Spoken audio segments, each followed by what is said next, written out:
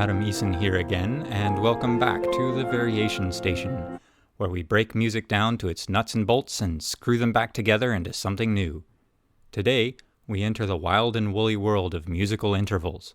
A quick reminder, these terms and definitions apply mostly to music created within Western European and similar cultures. Attempting to use these ideas to describe music from other cultures can conflate concepts which are either inaccurate or wholly irrelevant. Doing so risks confusion and flame wars. There are a couple of different ways to get into the concept of intervals, but the basic idea is an interval is the word we give to the sound quality we hear when a player moves from one pitch to another, or when two pitches are played at the same time. There could be math involved with this if we wanted to use it, but I don't think it's super necessary to get into that until later.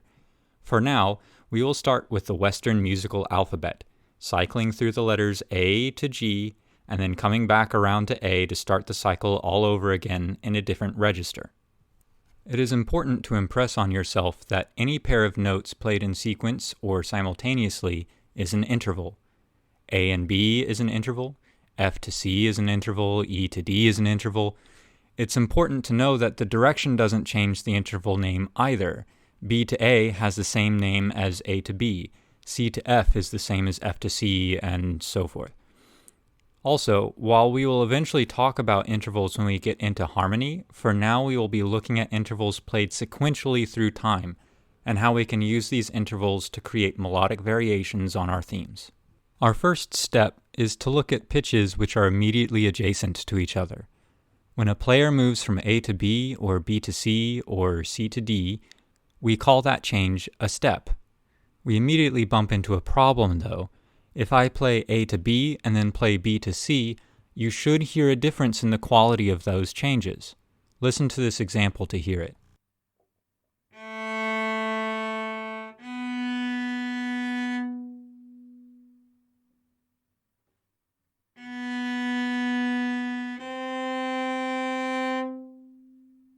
To accurately communicate this difference, we need to give the two sonic impressions different names.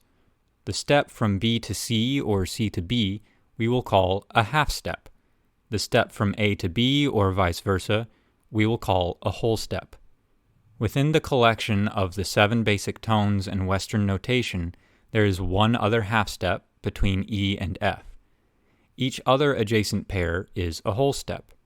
So you might be wondering then, does that mean whole steps have a half step in between them? The answer is yes. I'll use a circle with 12 divisions to help illustrate. Laying A through G out with the appropriate half and whole steps between them, you can still see there are a few gaps. To fill these in, we need another pair of symbols. The sharp, which when paired with a letter refers to the pitch a half step up from that letter, and the flat, which when paired with a letter refers to the pitch a half step down from that letter. Immediately, you'll notice another problem. Some of these names are referring to the same pitch. This is fine. Names that refer to the same pitch are called Inharmonic Equivalents. You can think of them like musical homonyms. Same sound, different spelling. Now that the circle is all filled in, you can clearly see that there are a total of 12 pitches, each a half step apart from the next. Any pitches which are exactly 2 half steps apart will, when played, sound a whole step. You could say the half step is the basic building block of Western music construction, and you would only be partly wrong. It is good at this point to memorize all the pairs of pitches which make half and whole steps. Even though it's the boring answer, flashcards are a fast and easy way to start. We're almost there, almost to the point where we can write some variations. The first thing to do is write a rhythmic variation on a theme. Then, you need to comb through and identify which notes from the theme are fundamental and which ones are decorative. Fundamental tones usually start on strong beats, like the beginning of each bar or beat 3 and 4/4 time. They're often repeated, or they are held for some duration longer than a beat. If in doubt, try removing the pitch from the rhythmic variation and see if you can still hear the original tune. If not, you probably removed a fundamental pitch and need to put it back in. Decorative pitches are almost entirely the opposite. They are often short, happen on weak parts of the meter or off the beat, and are rarely repeated. If you get the sense that taking a pitch out doesn't demonstrably alter the feeling or mood of the tune, it's probably a decorative pitch. The rule of thumb is, leave fundamental tones where they are, and decorative pitches can be omitted or treated in some manner if you feel it's an important enough detail to keep. Here's a musical example which has some pretty clear fundamental and decorative tones in it.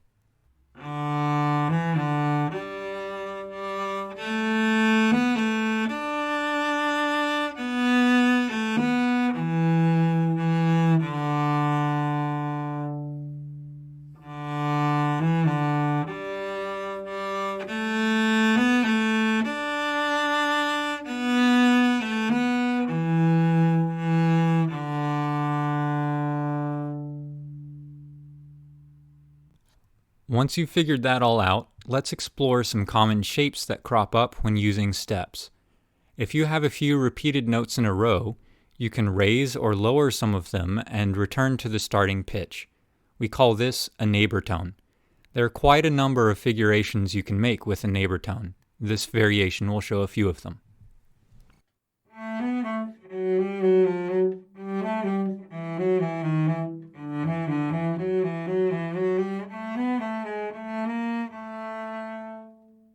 If two fundamental pitches are separated by more than a step, you can fill that gap with some combination of whole and half steps. Some, but not all of these, will be passing tones. We'll get to the specifics of neighbor and passing tones in a later video when we talk about harmony. For now, just focus on the basic concept of filling a leap with a series of steps. Here are a few examples of how this can be done.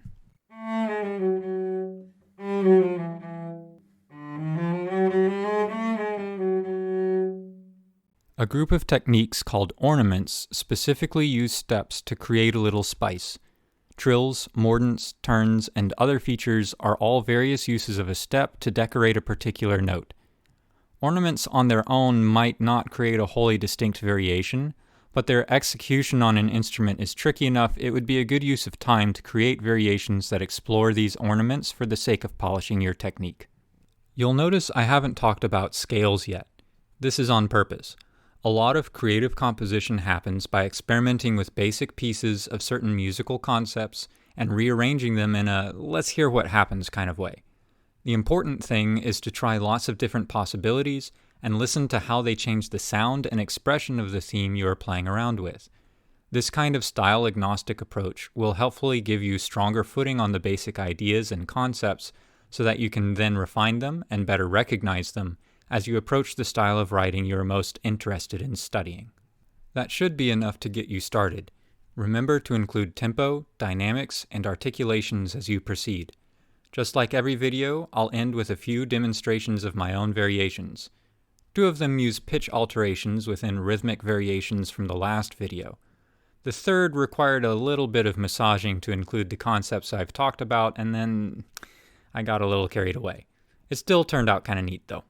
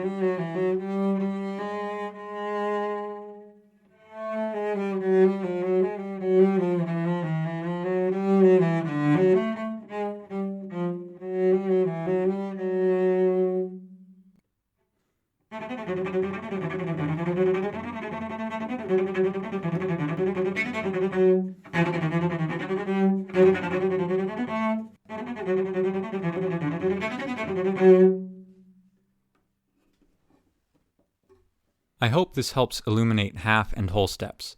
Half steps are especially important in Western tonal and atonal theories, underpinning a lot of harmonic constructs, and steps in general are quite important in counterpoint. If you're still a little unclear on the idea, don't give up yet. There are many ways to conceptualize intervals, and usually it's just a matter of finding the right metaphors for your brain to glom onto. The important thing is to always connect it back to sound and not let the ideas become too abstract. Alrighty, that's it for today. If you found this video useful, then send your mouse over to the subscribe button so that you can be notified of the next installment when I talk about thirds and sixths and begin exploring basic harmonization. Thanks for watching, and see you next time.